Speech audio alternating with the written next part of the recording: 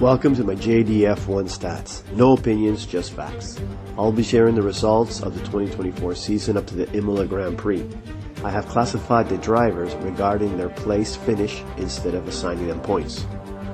Behrman has lasted 6 races from this brilliant result in Jeddah, finishing ahead of 13 cars until dropping to the bottom of the standings with only 1 Grand Prix.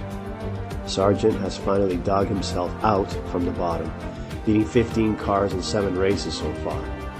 Although Bottas has shown some pace on occasion, he is still struggling to get a decent result, totaling just 21 places, which puts him 19th in the standings.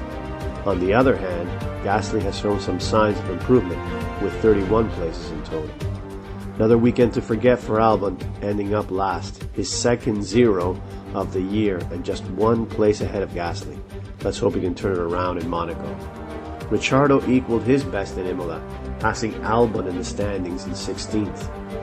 Zhou manages to at least drive reliably and consistently, finishing the races ahead of 34 cars this season so far.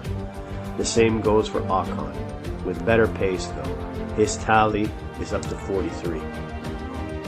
Magnussen back near the top 10 keeps him in the fight with 45 cars beaten for now.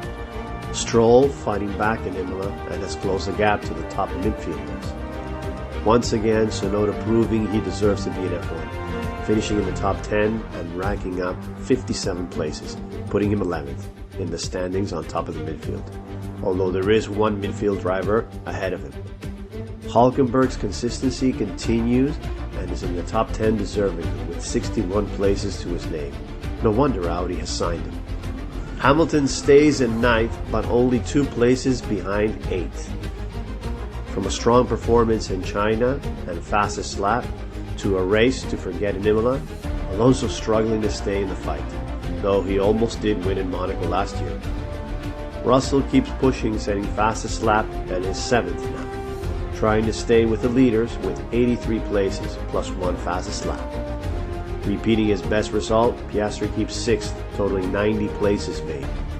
Sainz missed 1 race and is finding it difficult to get closer to the top. Norris battles for victory once again in Imola and is just 1 place behind 3rd in the standings. Perez had an off race and lost the lead, putting his 3rd place at risk as well. He will have to do well in Monaco to stay close.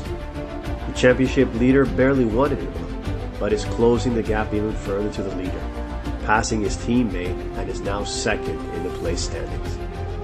Leclerc has consistently been in the top 4 in every race, which is why he's the leader with a total of 118 places in 7 races. Here's a recap of the standings. To the left, their position in the standings. To the right, their position in the championship, and the total amount of places. On to the constructor standings. Red Bull are tied in 1st, but have performed better in the sprint races than Ferrari. McLaren stay in 3rd, however they are closing the gap. Aston couldn't keep up with Mercedes and are falling behind. Haas and VCarb had good races and are moving towards Austin. Alpine are slowly returning to form and consolidate 8th. Williams had another bad Grand Prix and are falling further away from Sauber.